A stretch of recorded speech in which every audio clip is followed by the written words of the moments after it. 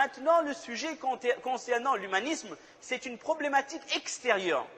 Il y a, on pourrait dire, un tapage médiatique, même si le terme n'est pas approprié.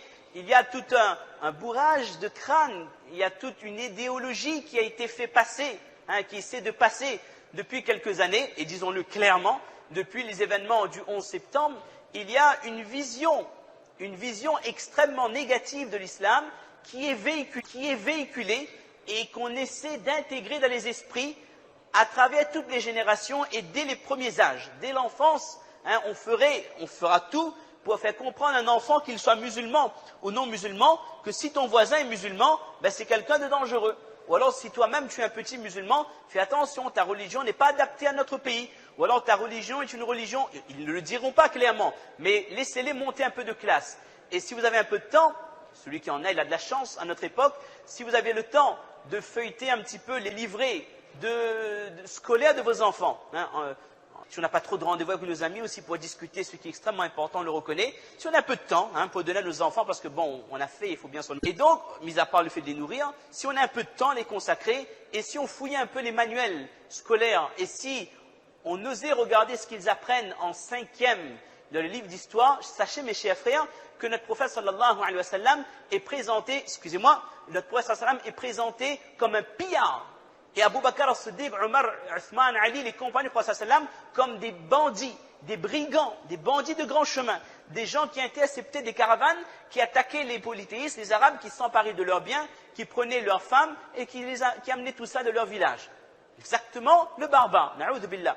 Donc si un jour on a le temps, on ouvre un livre de tafsir du Coran d'Ibn Kathir qui est traduit en français, on essaie de lire le tafsir du 10e sipara, Surat al-Anfal jusqu'à Tawbah, et Tawbah reprend les mêmes sens, les mêmes versets, le même ma'na du Surat al-Anfal, vous verrez quelque chose d'exceptionnel en décalage total avec ce que nos enfants malheureusement ne font qu'apprendre dès le plus jeune âge, mais également quand ils seront au collège et également au lycée avec l'enseignement de la philosophie, ou s'ils tombent sur un mauvais prof qui est islamophobe.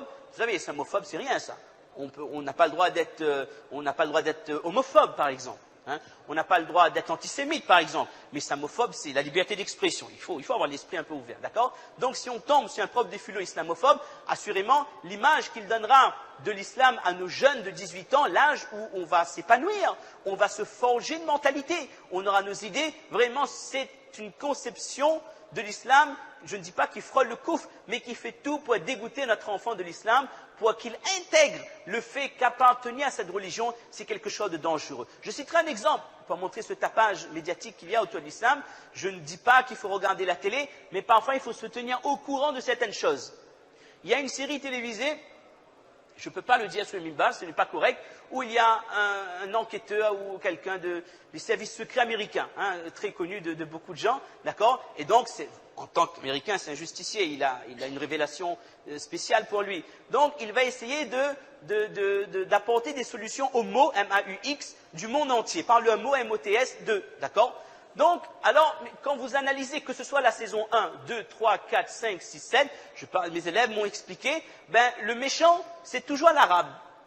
Mais c'est incroyable ça. Ils ne peuvent pas trouver un méchant chinois, ils ne peuvent pas trouver un méchant russe, il y en aura. Mais le cerveau dans tout ce qui s'appelle attentat, ou alors tout ce qui cause préjudice à la civilisation, ce seront les Arabes. Et qui dit arabe dit musulman, bien sûr. Et l'homme de base, l'homme qui regarde Internet et Facebook et MSN, et qui ne lit plus les journaux, qui ne voyage plus pour voir les choses de leurs yeux, et qui ne lit plus les livres, ce que la télé lui dit, il va absorber. Ce que les médias disent, il va l'intégrer, et pour lui, ce sera sa conception des choses, ce sera la réalité. Alors, de nos jours, l'islam est assimilé à une religion rétrograde, une religion inadaptée au XXIe siècle, autant plus d'un pays européen, et surtout, ils ont fait le maximum pour que nous voyions l'islam comme une religion sanguinaire. Ou celui qui pratique, celui qui se dit muttaqi. Nous, on sait qu'est-ce que ça veut dire muttaqi. Mais pour eux, muttaqi est synonyme d'intégriste. Celui qui pratique sa religion sera un extrémiste. Une religion où il est plutôt question de martyrs, de flagellation, de femmes qui seront battues, ou ce genre de choses, et où on fera le maximum pour éclipser l'apport de l'islam à l'humanité. Alors, il y a pour cela une diffusion à grande échelle, l'archétype du musulman. Celui qui porte la barbe, celui qui porte le kafni, le bonnet et éventuellement le turban, hein, alors celui-là, c'est la panoplie du terroriste. Vous avez peut-être fait la malheureuse expérience, après le 11 septembre, passer à un aéroport, que ce soit à Paris ou en Angleterre ou dans d'autres pays, habillé comme je le suis, avec une barbe comme je le porte, ben assurément, vous vous assurez des problèmes. Si vous y allez en caleçon, avec un débardeur, nombril dehors et tout ce qu'on peut exposer dehors, ben vous passez sans problème, avec piercing qui a plus de piercing que de peau, alors là, vous n'aurez aucun problème. Vous êtes un homme du 21e siècle. Mais si vous êtes habillé à la sunna, ben nous voyons, c'est le résultat d'une campagne, une médiatisation anti-islam. Et vous allez me dire, mais quel est l'objectif? Chacun peut pratiquer sa religion. Qu'est-ce qu'ils ont? Qu'est-ce que certaines personnes ont vraiment à en vouloir à notre religion? Ben, c'est extrêmement simple. Un des objectifs, c'est de stopper la montée de conversion de gens vers l'islam. Il n'y a pas, on le dit clairement, il n'y a pas une religion dans laquelle il n'y a pas de statistiques malheureusement, même si on pouvait le faire, pour cela on essaierait de ne pas le faire. Il n'y a pas une religion qui accueille autant d'adeptes que l'islam. Je peux vous dire là, sur le mimbar, depuis le début de Ramadan, nous avons 2 cas. Je parle de moi, mon Libagat c'est encore plus, à Saint-Clotilde, une élève majeure bien sûr, qui vient, dit, elle est à la recherche de la vérité. Elle assiste au cours. C'est une fille de, je ne sais pas quel âge elle est habillée comme une musulmane. Pour moi c'est une musulmane, dit tu es nouvelle, bon ben inscris-toi avec le directeur, dit non, je suis athée. Tu commences à athée. Tu ressembles à musulman, oui, j'ai mis un châle et tout le tralala, mais je suis athée, de parents de telle religion et de mère athée. Et ma mère m'a laissé, sa mère est musulmane, qu'est-ce que je dis, catholique? Ma mère est musulmane et mon père est athée, d'accord? J'ai dit, mais pourquoi ta mère t'a pas transmis l'islam? Elle dit que ça m'a choqué, ça. C'était suffisant pour gâcher mon après-midi. Elle dit que ma mère a voulu me laisser la liberté de choisir ma religion, ma croyance. Et elle a 19 ans ou 20 ans, d'accord? Je dis qu'on te laisse la possibilité de choisir ta nationalité. Si tu veux être française ou, je ne sais pas moi, australienne ou française ou je ne sais quoi, une autre nationalité, il n'y a pas de problème. Ça, c'est légal. Mais qu'on te dise choisis entre l'islam et l'athéisme, mais quelle responsabilité, mais quel tahammul al-mas'ouliya cette mère, elle a, quel souci de transmission du dîn cette maman a eu pour son enfant, ou alors c'est que tout simplement cette mère n'a pas compris l'islam, n'a pas compris la religion, et elle n'a pas compris la notion de mort, de résurrection, de compte et de destination finale. Autrement, elle n'aurait pas agi avec toi de la sorte. Non, on a fait le nécessaire pour lui faire un topo brièvement, mais on ne peut pas faire du prosélytisme non plus. Essayer d'expliquer l'histoire des 2 religions monothéistes et que l'islam est l'aboutissement des 2 religions monothéistes.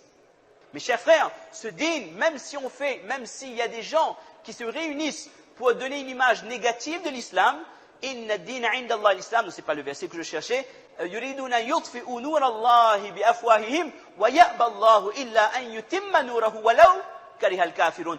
Même si l'humanité tout entière se réunissait pour donner cette image négative que nous avons déjà expliquée de l'islam, pour dissuader les gens d'aller vers l'islam ou pour faire en sorte que le musulman est honteux de sa religion et quitte son dîn, sachez mes chers frères que ces efforts, ce travail de fait, ces organisations ne porteront jamais leurs fruits parce que ce dîn n'est pas un parti politique.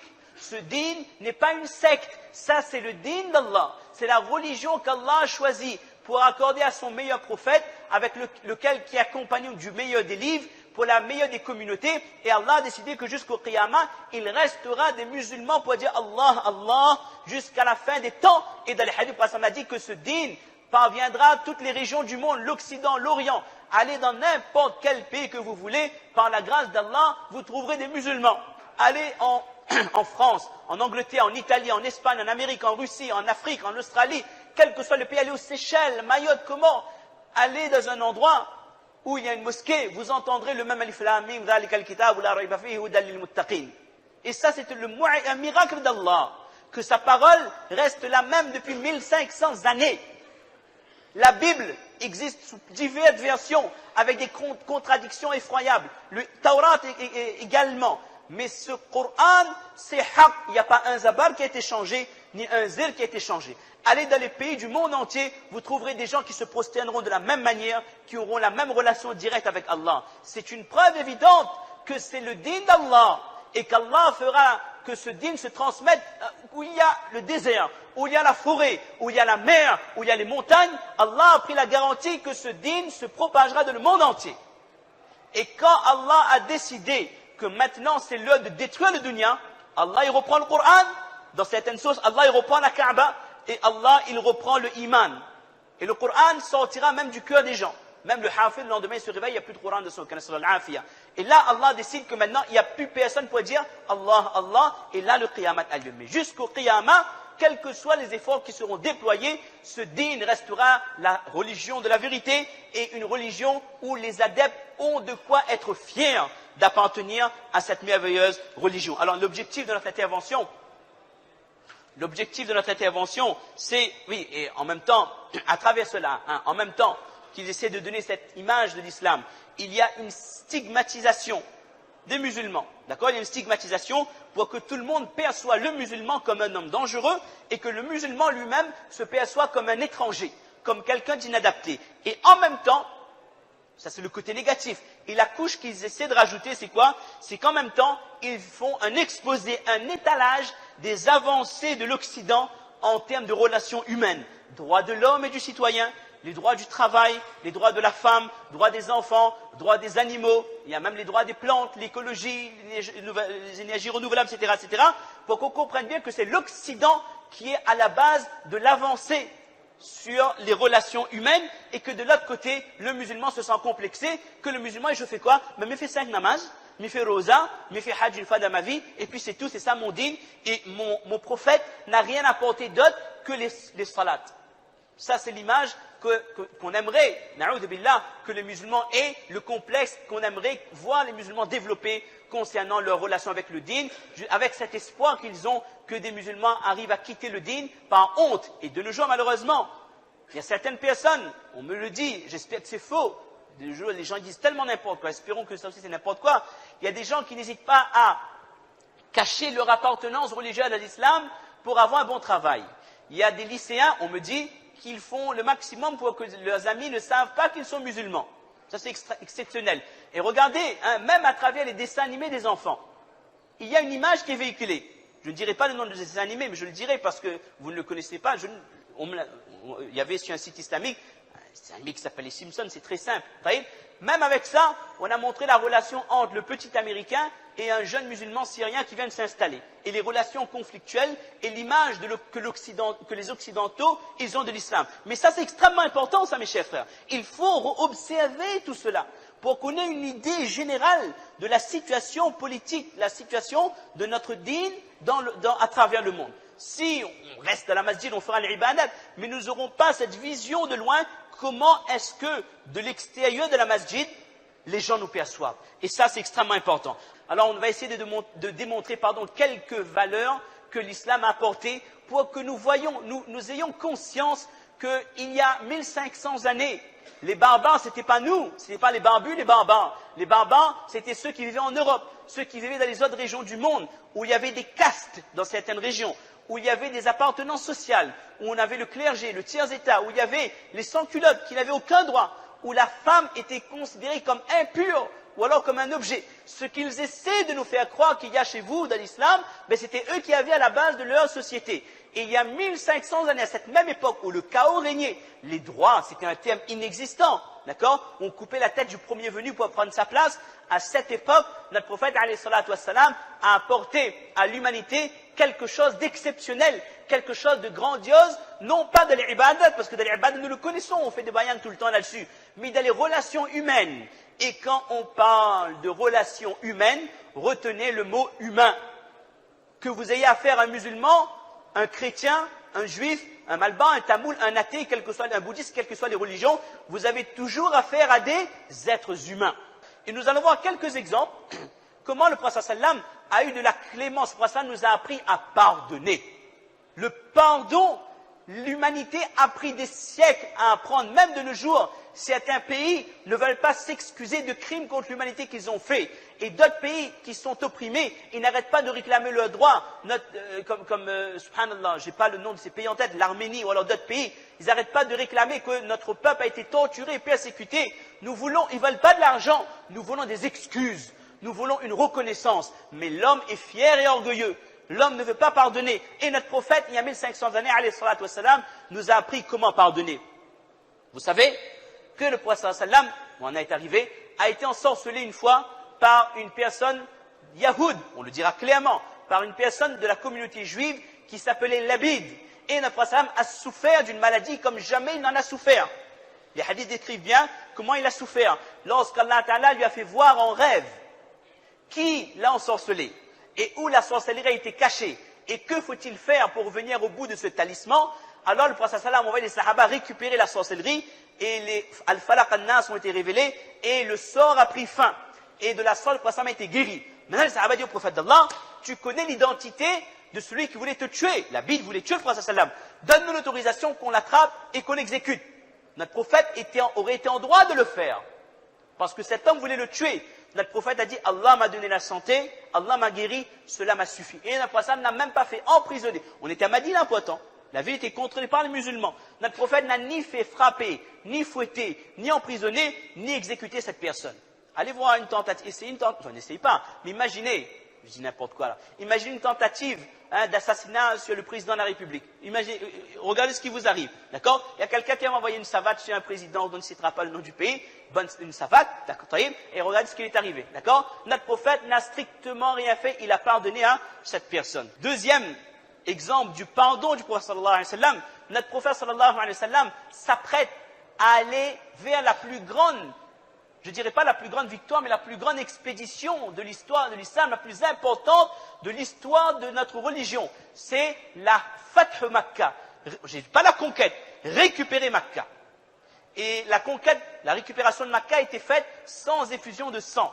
Alors le prophète sallam prépare l'armée des musulmans, mais parmi ces musulmans, il y a eu une personne dont le nom m'échappe, un sahaba, qui a prévenu les Quraysh, les polythéistes à Makkah, que l'armée des musulmans arrive, parce qu'il avait la famille là-bas apparemment, et il voulait avoir de bonnes relations avec ces gens. Donc, on appelle ça comment? Trahison. On pourrait même appeler ça haute trahison d'État. Ok? Alors, on essaie de dire ok maintenant. Donc, le prophète sallallahu alayhi wa sallam a su que ce sahaba avait, en guillemets, trahi. Le prophète sallallahu alayhi wa sallam a appelé à convoquer le sahaba, a demandé quelle était la raison, et notre prophète sallallahu alayhi wa sallam a compris c'était quoi son objectif, et le prophète sallallahu alayhi wa sallam l'a pardonné. Alors qu'une expédition tout entière, la plus importante, aurait pu être mise en danger uniquement par ce rapport qui a été fait. Notre prophète sallam nous a appris comment pardonner. Il a pardonné aux juifs, il a pardonné aux musulmans. Abu Sufyan, un polythéiste, ennemi depuis 21 ans. La totalité des polythéistes de Quraysh, ennemis depuis 21 ans. Persécuté Bilal, persécuté Abu Bakr as-Siddiq, persécuter les Sahaba, tuer Al-Yasir, etc., etc. Le prophète sallam a ces gens sous sa main à la conquête de Makkah. Le prophète sallam peut faire ce qu'il veut d'eux, les exécuter ou les emprisonner, ce qu'il veut. Qu'est-ce que le prophète sallam a dit? Idhabu fa antumut tulaqa. Allez, vous pouvez partir, vous êtes libres. Le prophète sallam nous a appris, mes chers frères, comment pardonner à toute personne. Parce qu'une personne, un être humain, fait des erreurs. Et nous devons accepter l'erreur de notre prochain, reconnaître la faiblesse de notre prochain et apprendre à pardonner. Nous sommes loin, malheureusement, très loin du comportement du musulman, du arabe, du aprawala ou quoi que ce soit au XXIe siècle. S'il y a bien une personne qui donne l'image la plus négative de l'islam, c'est bien malheureusement les musulmans. Et nous sommes loin de l'exemple prophétique. C'est à travers cet exemple que l'humanité tout entière a connu l'islam, à travers ses messages, et l'humanité, différentes civilisations ont accepté l'islam. Également, cette femme, beaucoup d'exemples qui empoisonnent le prophète sallam. Le prophète sallam l'a pardonné, etc., etc. Wahshi, cet homme, Wahshi, c'est de quel pays encore ça? L'Abyssinie, cette personne qui a tué Hamza, qui a enlevé son foie et qui a donné à Hind, on doit le dire maintenant, pour mâcher, pour manger le foie de Hamza. Lorsque Hamza se convertit, sa conversion est acceptée. Et son crime odieux dans certaines choses, il a même dit qu'il a ouvert le ventre de Hamza, il a découpé ses oreilles pour en faire des colliers. La mutilation était quelque chose de courant chez les polythéistes à l'époque. Le prophète a pardonné. Des choses horribles, le pire des meurtres, tuer son oncle. Et chez les Arabes, l'oncle est comme le papa. Le respect qu'on a pour le tonton, c'est comme le respect qu'on a pour le père. Et le prophète nous a appris à pardonner. Ça, c'est le pardon. Apprendre à avoir de la clémence, à avoir de la pitié pour notre prochain. De nos jours, le musulman, vraiment, malheureusement, soit il est présenté comme un être sanguinaire, ou alors à travers notre comportement, nous percevons un homme extrêmement dur avec sa femme, extrêmement sévère avec ses enfants, qui a une vision rigide des choses, qui n'a aucun atome de compassion pour son prochain, qui, dans les relations avec les non-musulmans, n'a strictement aucune pitié, déconsidère complètement la personne qui n'est pas adepte de sa religion. Et si on irait, on creuserait un peu plus, même si on est de la même religion, si on n'est pas de la même appartenance ethnique, on ne nous considère pas comme vraiment égaux. Na'oudhu billah. Notre prophète sallallahu alayhi wa sallam est attaqué, agressé par la population de Taïf. Le prophète sallallahu alayhi wa sallam a la possibilité de demander à l'ange des montagnes de détruire ces gens. Notre prophète a de la pitié, il a été envoyé comme rahmatan lil alamin. Il a de la pitié dans son cœur, il dit, oh Allah, si c'est en ce sens, si ces gens-là n'acceptent pas ton dîn, leur génération future, leurs enfants accepteront ton dîn et pitié d'eux. Et de nos jours, aller à Taïf, c'est une ville musulmane bien sûr, mais plus encore, Taïf est le lieu de résidence secondaire de ce qu'on appelle Hay'a Kibar Ulama as-Saoudiya. Le majlis des muftis de toute l'Arabie, lorsqu'ils se réunissent une fois par an, c'est en Chita, en hiver, c'est à Taïf. C'est une ville qui est remplie de ulama où les grands, les akabirines parmi les muftis, même Cheikh Abdel Aziz Ibn Baz, rahimahullah, etc., ils avaient leur résidence secondaire là-bas. Une ville qui aurait pu être détruite par un badoua, mais notre prophète, son cœur était rempli d'amour. Et ce qui me choque, moi, c'est quoi? J'ai parlé récemment avec parents d'élèves, c'était une dame qui est dans une situation familiale préoccupante. Et cette dame me faisait comprendre, plutôt à mon épouse, qu'elle est admirative pour une religion dont on ne citera pas le nom. Elle dit parce que cette religion réincarne l'amour. Dieu est amour. Tout est amour dans cette religion. Chez nous, on parle de punition de la tombe, on parle de la mort, on parle de châtiment corporel, on parle de loi du talion. C'est des choses dures. Je n'arrive pas à accepter, moi, en tant que femme, qu'il n'y ait aucune présence d'amour de notre dîn, alors que chez nos voisins, il n'y a que de l'amour. Dieu est amour pour eux. Mais pour eux, Dieu est amour. Mais pour nous, Dieu est Rahman et Rahim. Quand on dit que Allah est Rahman et Rahim, c'est plus fort que le mot mawadda, que le mot hub. Donc, par méconnaissance de notre dîn, parfois nous sommes tentés de regarder qu'est-ce qu'il y a ailleurs et nous sommes parfois admiratifs. Na'oudhu billah. Et il y a, est-ce qu'on peut le dire ça? Il y a comment on pourrait dire ça? Il y a, sur la toile, sur Internet, il y a un blog à La Réunion où une personne a posté un courrier relatant une conversation qu'il avait eue avec un imam. C'est un gardien de prison qui avait besoin d'une formation.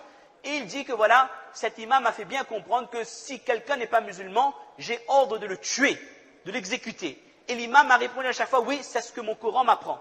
Alors cette personne dit, mais qu'est-ce qui est mieux? Ma religion ou mon prophète m'apprend à aimer son prochain comme je m'aime moi-même, ou alors une religion qui incite à tuer. Et c'était un article qui a été rendu public. Mais ça, c'est extrêmement grave, ça. Qu'on essaie de faire comprendre aux gens que l'islam est une religion sanguinaire par opposition à d'autres religions. C'est pour ça que nous avons parfois besoin d'être persuadés. Nous avons besoin d'un mudhakara, d'un rappel sur les valeurs que porte notre religion. Ça, c'était la clémence du prophète sallam. Une fois, le prophète sallam officie la salat. Il fait namaz, il entend un enfant pleurer. Le prophète sallam raccourcit la salat. Pourquoi? Pour que cette mère puisse s'occuper de cet enfant. Ça, c'est l'amour, la pitié que le prophète sallam avait pour les créatures qui soient adultes ou enfants, que cette personne peut nous apporter quelque chose, ou que ce soit un enfant qui ne nous apportera rien. Aimer son prochain, c'est le message que le prophète sallam nous a fait passer. Dernier exemple, et on donnera la parole à Mohammed. Je ne sais pas si on avait cité ça la dernière fois. Notre prophète est à la maison d'une de ses épouses, dont je ne me souviens pas du nom. Une autre épouse qui cuisinait très bien, envoie quelque chose. Un jour, il faudra qu'on explique ça, la question de polygamie à l'époque du prophète sallam, quelle était la hikmah dedans, pour qu'on arrête de dire n'importe quoi aussi là-dessus, d'accord? Et sur certaines radios aussi, qu'ils arrêtent de dire n'importe quoi. Alors, le prophète sallam reçoit un bol de nourriture d'une autre épouse qui cuisinait bien. C'était certainement un cordon bleu. Alors, cette épouse qui l'accueillait ce soir, elle était jalouse. C'est comme si que, je ne sais pas moi, vous êtes chez vous, madame l'a fait cuire des pâtes. C'est terrible ça quand même, c'est démoralisant ça. Elle a fait cuire des pâtes, d'accord? Et pendant ce temps, votre sœur, elle envoie un curry camaron ou un curry de langouste. Ah ben, entre pâtes et langouste. Moi, j'ai choisi déjà. Allez, on ne va pas dire si c'est maclou, pas maclou. En tout cas, c'est bon. D'accord? Donc, le choix est vite fait. Et la réaction de votre femme, elle dit, ah bon, mon mari va comme il est côté. Il ne cuisine pas, mais il fait minapolo, mais il fait des trucs surgelés de, etc., etc. Et son sœur, il fait curry langouste, fait curry camaron un samedi soir. Alors que de moi, il s'est acheté pizza. D'accord? Ben, assurément, la femme, elle est jalouse. Elle en veut à son mari, elle en veut à sa belle-sœur. Ça aussi, un jeu, il faut traiter sa relation entre belle famille. Ça, c'est terrible, ça. Une cause principale de divorce qu'on retienne, relation beau-père-belle-mère, qui croit bien faire très souvent. Alors, qu'est-ce qu'elle fait, cette femme? Elle prend le bol de nourriture, elle le jette. et elle casse. La nourriture s'éparpille. Vous savez qu'à l'époque, il n'y avait pas beaucoup à manger. Et le bol est cassé. Vous savez, le prophète sallam, qu'est-ce qu'il fait? Si ça nous était arrivé à nous, un repas qu'on apprécie, d'accord, et que votre femme casse, la moindre des choses, allez, nous restons des humains, même on peut être alim mais avoir des sentiments quand même si on est mufti, cheikh al-hadith, on aurait dit mais tu es malade ou quoi, c'est quelque chose à faire, ne serait-ce, on aurait dit que la nourriture est un bienfait d'Allah, même si tu n'es pas content, toi, il ne fallait pas manger, hein. Et si on est un peu plus sauvage, ben, tu restes à casa au moment, si tu peux faire comme ça, si nous n'aurait pas mal avec un sauvage comme nous, ou alors, troisième degré, une claque ou un coup de boule à la Zidane, ou je ne sais pas, quelle autre réaction qu'on aurait pu avoir, d'accord? Le prophète sallam s'est baissé, il a ramassé les éclats du bol, il a ramassé la nourriture, il n'a pas dit un mot à son épouse. Alors après qu'on entend certains qui osent dire que dans l'islam il faut frapper ses femmes, si madame n'obéit pas, taper, pour pas dire d'autres mots, d'accord? Hadith qui est dit, le prophète sallam n'a jamais levé la main sur une femme, n'a jamais levé la main sur un enfant, n'a jamais demandé à ses travailleurs, comment on appelle ici, ben kamkanaro, je ne sais pas comment il dit, un travailleur, hein, c'est presque de l'esclavage parfois. Il n'a jamais dit à un travailleur, pourquoi on a fait ça? Ou alors pour un travail qui n'a pas bien, pourquoi on n'a pas fait ça? Lam yaqul li'amalin fa'altu lima fa'alta. Etc. C'est le hadith de Anas bin Malik qui était resté 10 ans au service du prophète sallallahu alayhi wa sallam. L'amour du prophète sallallahu alayhi wa sallam pour ses épouses, pour les autres. Aïcha, elle est encore petite, elle regarde les Habashis, les gens d'Éthiopie, d'Abyssinie, qui, le jour du Eid, font des démonstrations avec leur lance. Aïcha, elle est contente, c'est un enfant, elle regarde. Le prophète porte Aïcha pour qu'elle regarde. Le prophète m'a dit, Aïcha, c'était quoi le terme encore? Intahaiti, c'est suffisant. Aïcha dit non, je veux regarder encore. Et le prophète porte Aïcha jusqu'à ce que, comme on dit, son ventre est plein et qu'elle a regardé. Ça, c'est l'amour que le prophète sallam avait pour les autres. Jamais notre prophète n'a insulté quelqu'un. Jamais le prophète s'est mis en colère contre quelqu'un pour quelque chose qui le concerne. Maintenant, concernant le dîn, c'est autre chose. Mais qui le concerne, lui, sa santé, sa famille ou autre chose, il ne s'est jamais mis en colère. Il nous a toujours incité à contrôler notre colère, contrôler nos pulsions. Alors, on avait encore un petit thème abordé, mais comme il est 2h10, on s'est promis de finir à 2h30, on aurait même, il y aura encore l'occasion, si Allah nous donne vie, d'aborder 3 thèmes qui font rêver. C'est pas moi, gloire et beauté, hein. C'est liberté, égalité, fraternité. D'accord? Et de nos jours, je pense qu'on peut, c'est pas ça nous fait rêver, mais on rêverait de retourner à la liberté, à retourner à l'égalité, à la fraternité. Ce sont des valeurs qui sont peut-être affichées et gravées, mais dans la réalité de la société du XXIe siècle, liberté peut-être elle existe, mais avec tellement de limites, l'égalité, wallahu a'lam, et la fraternité, je ne sais pas c'est quoi. D'accord? Wallahu musta'an. Et on aurait souhaité développer à travers l'élection du premier homme noir à la tête du pays le plus puissant du monde, Cheikh Barack Obama, c'est le premier homme noir qui a été élu à la tête de ce pays, et les gens sont fiers. Ces Occidentaux, ils montrent que nous sommes à la pointe, nous sommes vraiment les précurseurs de la liberté, de l'égalité des races. Baï, 2009, la gagné un noir comme président. Bilal ibn Rabah, Ahd al-Makki, lors du Umrah, après le Sulh Hudaybiyah, il fallait quelqu'un pour donner adhan. Ce serait l'homme le plus honoré. Le premier adhan de l'histoire de l'islam. Le premier musulman qui va monter sur la Kaaba pour dire Allahu Akbar, Allahu Akbar. Est-ce que le prophète l'a donné à son neveu? Est-ce qu'il l'a donné à Ali? Est-ce qu'il l'a donné à Abu Bakr? Est-ce qu'il l'a donné à un proche? À son gendre? Notre prophète a choisi selon ce qu'il y avait dans le cœur de la personne.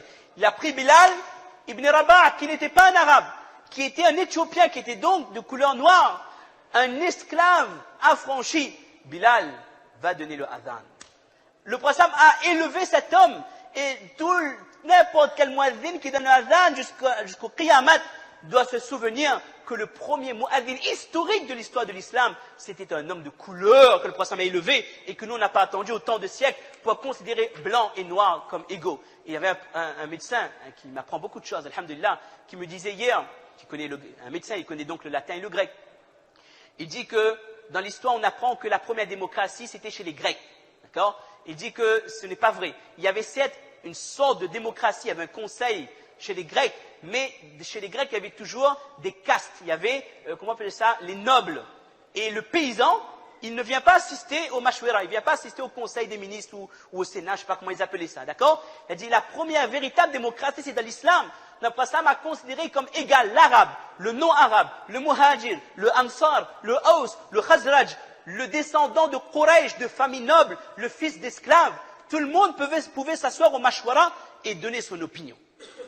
Donc, Inch'Allah, ça, on aura peut-être un jour l'occasion de développer, et je vous assure, à l'époque, prophète sallam, jamais on n'aurait entendu quelqu'un prononcer des paroles à caractère raciste. Comme parfois on entend, malheureusement, t'es comment? Malgache, va. Mauricien, aux oreilles dehors. Malheureusement, nous l'entendons, mes chers frères. Celui qui ne l'a jamais entendu, lève le doigt. Tout le monde l'entend. Et souvent, on l'entend de la part de personnes religieuses. Et ça, c'est une honte. Un jahil, un ignorant, qui ose dire ce genre de propos, on peut passer. Il ne fait pas namaz, il n'a aucune notion de la religion. Bon, il vit comme il veut, d'accord? Mais quelqu'un qui pratique le din, si son frère, il n'a pas la même couleur, ou il n'est pas de la même origine, vous allez le considérer comme étant inférieur, mais c'est pas ça que Nabi Karim nous a apporté. Une fois dans l'histoire de l'islam, il y a eu un petit incident entre Muhajir et Ansar. Et un Muhajir a dit, Ya lal-Ansar. Le Muhajir a dit, le Ansar a dit, Ya lal-Ansar. Le Muhajir a dit, Ya lal-Muhajirin. Oh les Muhajirs, aidez-moi. Il a dit, oh les Ansar, venez. Le prophète était tellement colère, il a prononcé des paroles d'une dureté extrême, qu'on ne trouvera peut-être pas l'équivalent dans d'autres hadiths. Et il a dit, comment osez-vous vous appeler par vos tribus? Alors qu'en commentaire, les Mufassirs disent que pourtant, Muhajir et Ansar, ce sont des mots qui existent dans le Coran, ça. Allah Ta'ala appelle Muhajir, Muhajir, Ansar, Ansar. Malgré ça, le prophète dit que vous êtes une communauté unie. Il n'y a pas blanc, noir, oreille, ou alors malgache, ou comment, maoré, ou zarab, ou autre chose. Une communauté. Ces valeurs, mes chers frères, ce sont des valeurs universelles. L'amour pour son prochain qu'un prophète nous a transmis. Maintenant, à nous de voir si nous pouvons faire revivre ces valeurs dans notre vie de tous les jours, parce qu'à l'époque où les gens le faisaient revivre, c'est là que la lumière de l'islam a ressurgi, c'est là que des civilisations ont compris la suprématie de l'islam, et c'est à partir de là qu'ils ont puisé leurs règles et leurs lois pour apporter des droits. Qu'Allah Ta'ala me donne à moi-même la compréhension de ce que je viens de dire, et qu'Allah nous donne à tous la certitude que nous sommes dans le vrai, que nous devons être fiers de notre dîne.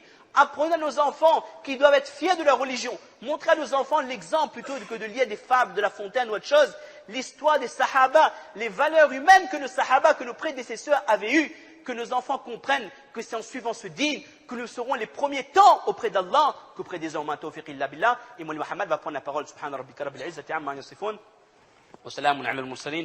Walhamdulillahi rabbil alamin.